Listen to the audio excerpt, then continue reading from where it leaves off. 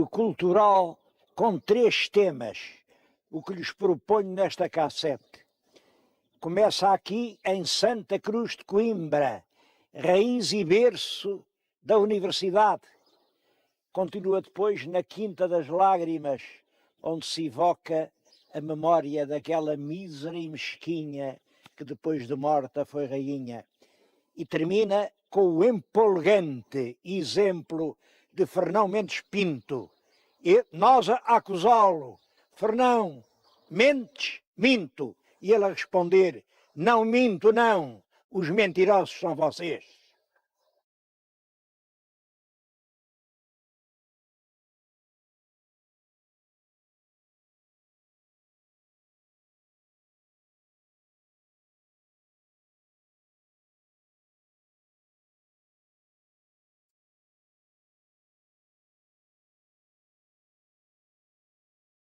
A história da Universidade de Coimbra costuma contar-se a partir de Dom Dinis. Como sabem, diz que o rei Dom Dinis, no ano 1288, portanto já pelos finais do século XIII, resolveu pedir ao Papa, etc, etc, etc.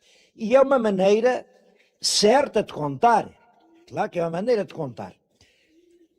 Mas também é possível outra maneira igualmente verdadeira, que vai procurar as origens da universidade numa época muito mais antiga. E por mim não tenho dúvidas que se a universidade, a grande universidade portuguesa, hoje está em Coimbra, isso deve-se a esta raiz de Santa Cruz.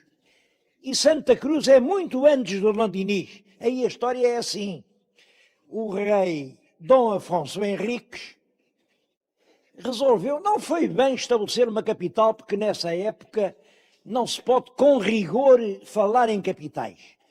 Em todo caso, uma cidade onde ele estava mais frequentemente, onde tinha o seu palácio, onde tinha, enfim, o seu pessoal mais próximo, e essa cidade era Coimbra. Naturalmente precisava de quadros, pessoas formadas. No século XII, a palavra clérigo tinha também o sentido de burocrata. O homem que escrevia era o clérigo. Portanto, era o clérigo que dava o juízo sobre o juízo, o notário, o chanceler, o médico. Tudo isso eram clérigos. E onde é que o Dom Afonso Henriques tinha quadros para a monarquia que estava a organizar? Foi por isso que ele, aqui, suponho que no ano de 1138, fundou o mosteiro de Cónegos Regrantes, o mosteiro de Santa Cruz. Eu estou-lhes a falar em Santa Cruz. A palavra Santa Cruz veio de que ele fundou o mosteiro no lugar onde já havia uma igrejinha da invocação da Santa Cruz. Reparem, a Santa Cruz que se opunha ao odiado crescente. Estávamos em plena guerra da Reconquista. À volta dessa igrejinha juntam-se logo depressa, parece que no primeiro ano eram 12 os cônegos, mas diz que no segundo eram 72.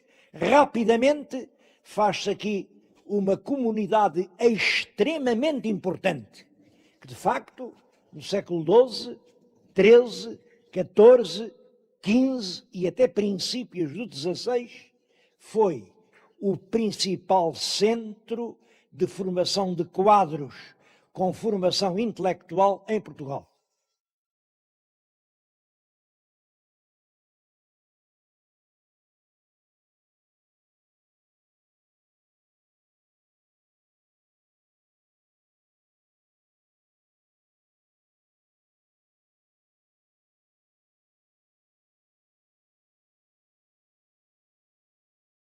Hoje Santa Cruz é uma relíquia em ruínas.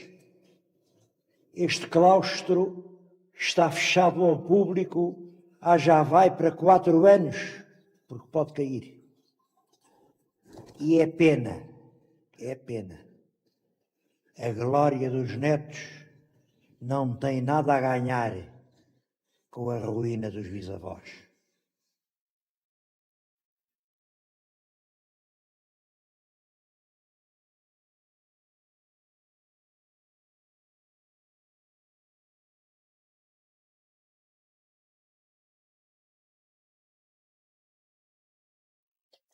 A Universidade de Coimbra é a herdeira do prestígio da Universidade Medieval criada em Portugal por El Rei Dom Dinis.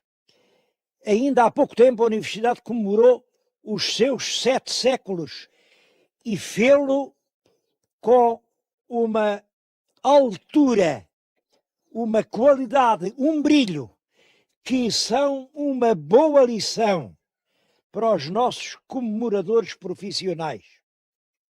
Bom, mas é claro, em tantos séculos, muitas coisas têm que acontecer. Quem se vê lá fora é El Rei Dom Dinis, o fundador. Mas este que está aqui no centro dos Gerais, este quem é? Passou aqui um professor americano, viu e disse, então, e porquê é que vocês fizeram aqui uma estátua a El Rei Henrique VIII? Não é o Henrique VIII, claro que é o nosso Dom João III. É o rei que introduziu em Portugal a Companhia de Jesus, que mandou vir a Inquisição, que reformou a Universidade. Parecem coisas assim muito contrárias umas das outras. A Inquisição, a Universidade, mas não é tanto como parece. São tudo atitudes dentro do quadro da Contra-Reforma. A Europa estava a ser cruelmente dilacerada pela Reforma e a Igreja Católica tentava, por dentro, reorganizar-se, reformar-se para não dar razão àquelas críticas.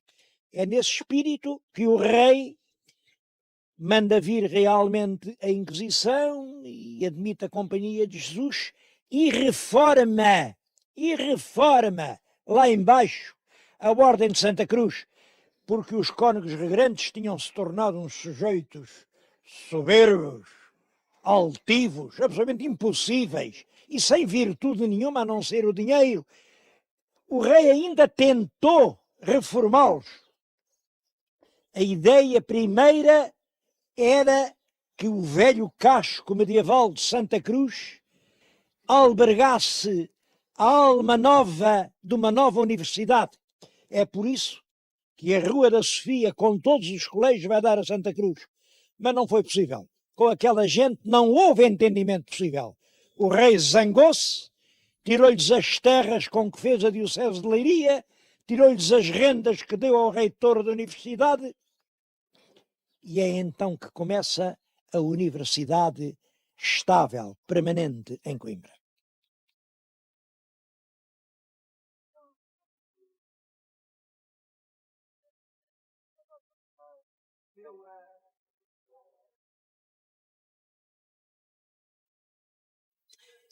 Foi nessa altura que o rei Dom João III deu à universidade o velho palácio que os reis de Portugal tinham em Coimbra. Bom, o palácio ainda hoje existe. Palácio Real coincide exatamente com a sala que está na nossa frente. Penso que se um dia os portugueses tivessem que votar sobre qual é o lugar mais ilustre do seu país, esta sala vencia as eleições. Foi aqui o paço del Rei Afonso Henriques. Foi aqui, sob este teto, que nasceu Sancho II. Foi neste lugar que Dom Afonso II reuniu as primeiras cortes portuguesas, as cortes que legislaram as primeiras leis escritas, entre elas a Lei da Liberdade, a lei que proibia que alguém fosse obrigado a servir a quem não quisesse. Depois de Afonso II, aqui esteve Sancho II. Passou por aqui o Bolonhês, que nos trouxe a ideia da Europa. Esteve aqui muitas vezes.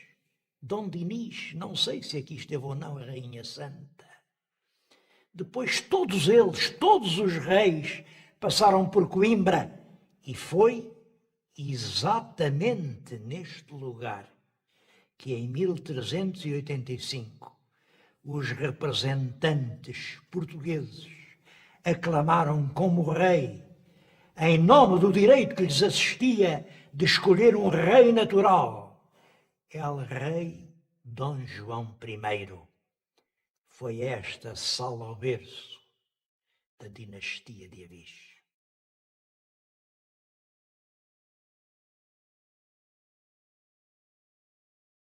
Acontece às vezes em Portugal que os lugares mais insignes têm destinos aviltantes.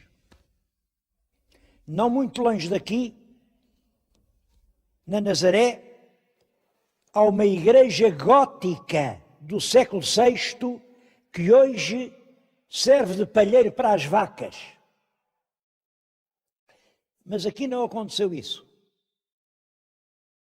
O Paço dos Reis foi transformado na Sala dos Capelos da Universidade, no lugar onde in illo tempore esteve o trono del rei Afonso Henriques. Podem ver agora uma cadeira verde. É a cadeira do reitor da universidade. E aquele verde tem uma história. Antigamente as faculdades, cada qual tinha a sua cor. A teologia era branca, o direito vermelho, como hoje, a medicina amarela, as artes azuis e a faculdade de cânones, quer dizer, do direito canónico, eram verdes. Depois, com a laicização do Estado, deixou de se ensinar direito canónico na universidade e o verde ficou uma cor sem escola, uma cor sem ninguém, uma cor neutra. Uma cor que não é por estes nem por aqueles. É por isso hoje a cor da reitoria. Quer dizer, quem está naquela cadeira não é destes nem daqueles, apenas preside a universidade.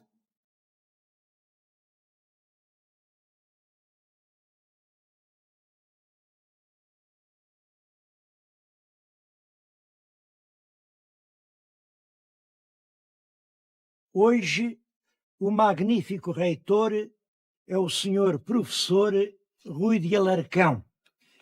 É um ilustre catedrático da Faculdade de Direito. Portanto, a sua cor de escola é a cor vermelha. Todavia, a cor do trono reitoral não é o vermelho, é o verde. E não é o verde da esperança, é o verde dos cânones.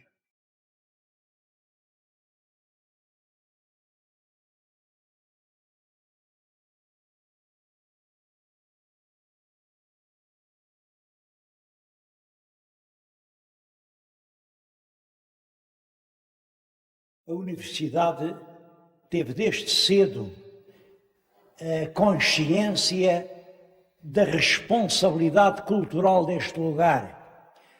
E o que foi outrora Casa del Rei é hoje a sala dos doutoramentos, quer dizer, é aqui que prestam provas os candidatos à dignidade doutoral. Isto também é significativo. Eles sentam-se aqui nesta cadeira, os senhores lentes estão em frente e reparem, mais ou menos ao nível da cabeça do candidato ficam os pés dos examinadores. Isto significa realmente uma noção de cultura em que os pés dos senhores Lentes estão sempre por cima da cabeça dos candidatos. Mas a toda a volta assistem 7 séculos de história. Que retratos são estes que dão a volta à sala toda? Vejam, o primeiro é Dom Afonso Henriques, o fundador. Logo depois o filho, Sancho I, que eu acho que também nasceu aqui. E depois Afonso II. Passou à história com o cruel cognome de Gafo, quer dizer o leproso. Merecia melhor o de legislador. E o de Sancho II, que morreu no triste exílio de Toledo. E o irmão Afonso III Bolonhês, que trouxe a Europa para Portugal. E Dom Dinis, que fundou a universidade. E depois, os reis todos. É Afonso IV, o Bravo, e seu filho Dom Pedro, o do túmulo de Alcobaça. Dom Fernando, como dizia o Camões, o fraco rei faz fraca a forte gente.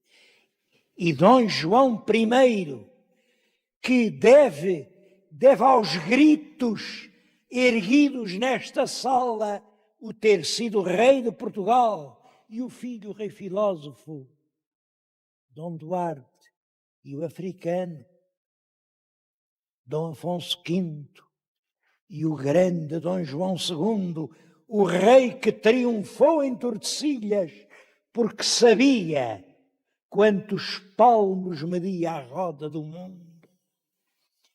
E Dom Manuel, o grande Dom Manuel, que restabeleceu a paz entre os portugueses.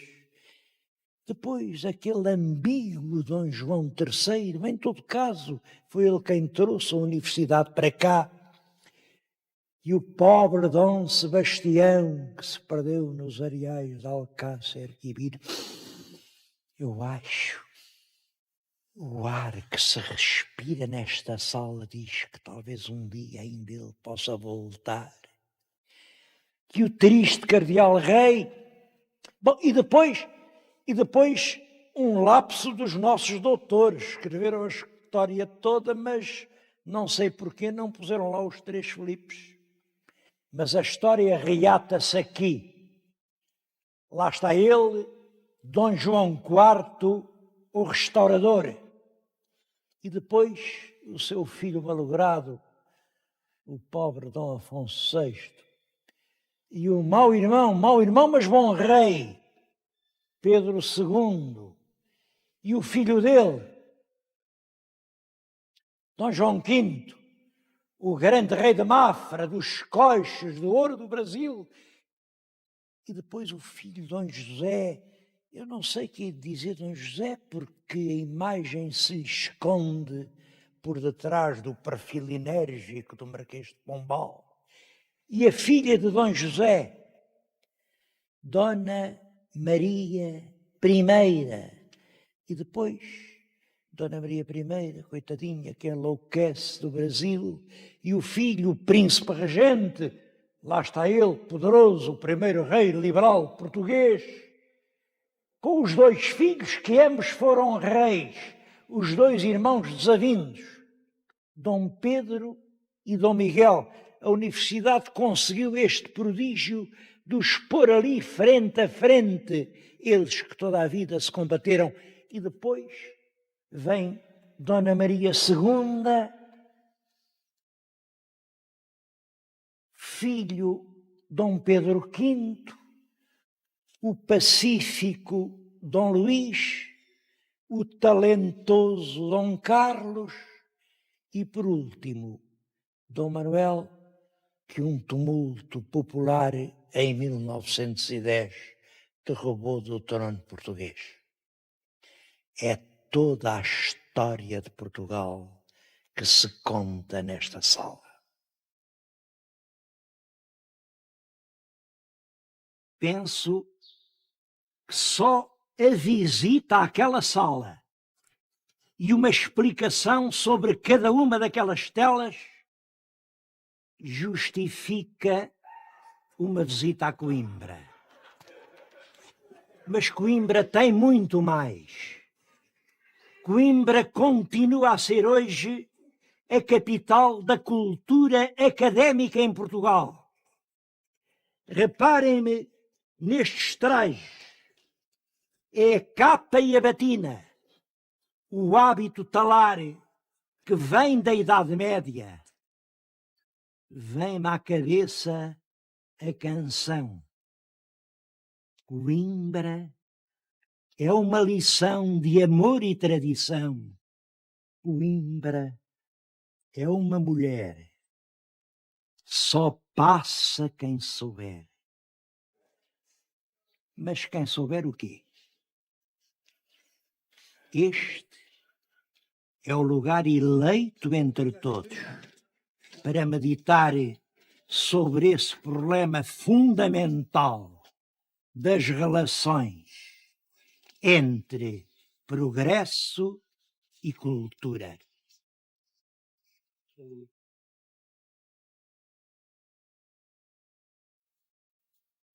Vocês pensem, realmente não pode haver progresso sem cultura. Mas a recíproca já não é igualmente evidente. Eu acho que pode haver cultura sem progresso. A cultura é um pouco como a alavanca das mudanças. Mete-se a alavanca e tanto se pode engrenar a marcha para a frente como a marcha para trás. Há uma cultura que faz andar para trás. É evidente que em Coimbra